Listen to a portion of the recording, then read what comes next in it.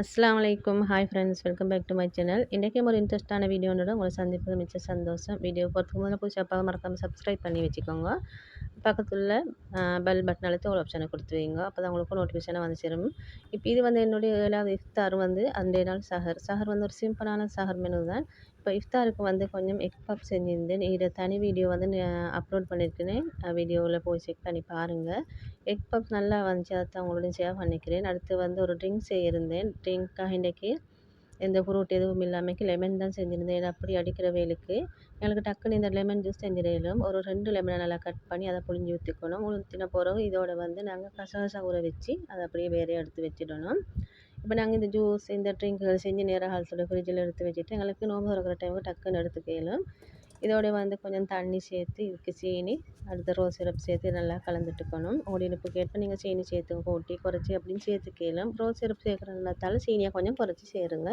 சேர்த்தபடி நல்லா கலந்துட்டுனேன். கலந்துட்ட பிறகு கொஞ்சம் ஐஸ் க்யூப் கொஞ்சம் தான் இருந்துச்சு. அது போதான் திரும்ப நான் ஃப்ரிட்ஜில் வச்சுருந்தேன். இப்போ எங்களுக்கு நேரம் ஹால்த்துட்டு இப்படி வேலைகளெல்லாம் முடிச்சுக்கிட்டா நோம்பு திறக்க ஹரிபரி இல்லாமல் எங்களுக்கு நல்லா ரிலாக்ஸாக இந்த நோம்பு திறந்துருக்கலாம்.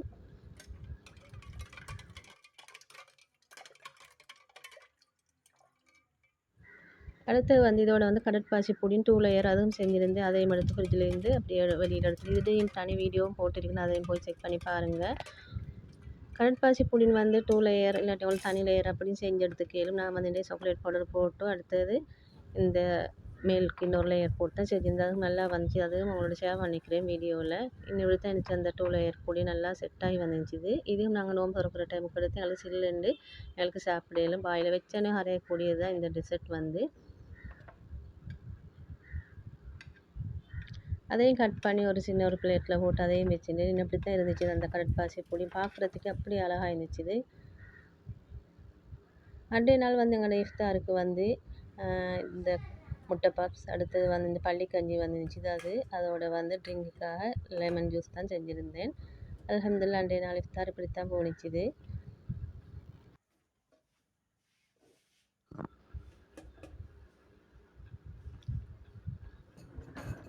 இந்த பள்ளிக்கஞ்சி இல்லைன்னு சொன்னாலே அந்த நோன்பு திறக்கிற இடத்துல ஏதோ ஒரு குறை மாதிரி, மற்றது எது குறைஞ்சாலும் இந்த கஞ்சி இல்லைன்னா பெரியதொரு குறை மாதிரி.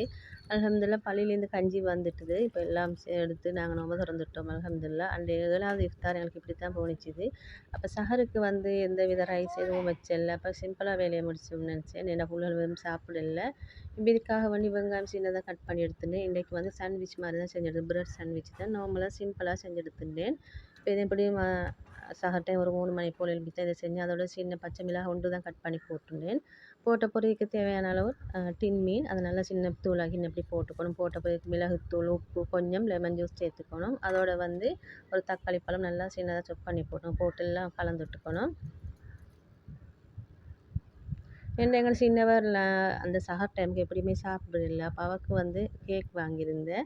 ரோலோ கேக் கட்டியிருந்தேன். அப்போ அதான் வாங்கியிருந்தேன். இப்போ இது வந்து சாண்ட்விச்சில் செஞ்சுருந்தேன் எங்களுக்கு. அப்போ மகனும் கேக்குகள் சாப்பிட்டு இதெல்லாம் சாப்பிட்டு நாங்கள் அன்றைய சஹரை முடிச்சிட்டோம்.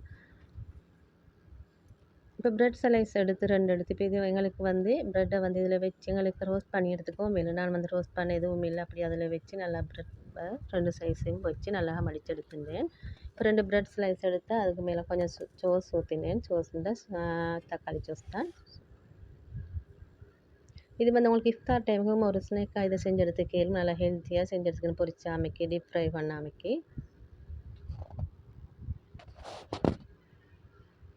இதுக்கு மேலே கொஞ்சம் உங்களுக்கு மயோனைஸ் இருந்தால் அதையும் சேர்த்துக்கலாம். மயோனைஸ் இல்லை அது ஒன்றும் சேர்க்கலாமைக்கு இந்த டொமேட்டோ சோஸ் தான் இருந்துச்சு. அதான் சேர்த்துனேன். சேர்த்து இப்படி நாங்கள் ஆட்ட மாதிரி கரண்டியால் ஸ்ப்ரெட் பண்ணிவிட்டு அதுக்கு மேலே நாங்கள் செஞ்சு வச்சுருந்த அந்த ஃபிஷ் அந்த வெங்காயம் அதெல்லாம் போட்டு நல்லா என்னப்படி கலந்துட்டுக்கணும். எல்லா இடமும் படுற மாதிரி என்னப்படி போட்டுக்கோங்க.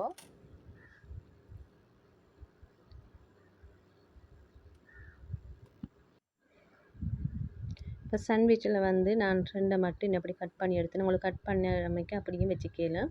அதோட வந்து கொண்டு வந்த கேக் வந்து அதுவும் இருந்துச்சு. அதையும் சின்னதாக எப்படி கட் பண்ணி எடுத்துனேன். கட் பண்ணி அதையும் ட்ரேயில் பிளேட்டுகளை மாதிரி வச்சுருந்தேன். வச்ச பிறகு அதோட வந்து ஒரு மசாலா டீயும் ஊற்றி எடுத்துட்டேன். க்ரீம் கிரேக்கர்னு எடுத்து வச்சு எனக்கு டீயில் தொட்டு சாப்பிட ஏன்டா எனக்கு இந்த இனிப்பு அதுங்க கொஞ்சம் சஹர் டைமுக்கு சாப்பிட அவ்வளோ விருப்பம் இல்லைனதால டீயிலே வந்து கொஞ்சம் சீனியை குறைச்சி தான் ஊற்றி எடுத்துட்டேன். அன்றைய நாள் சஹர் வந்து எங்களுக்கு இப்படி தான் போச்சு. அல்ஹம்துலில்லாஹ்.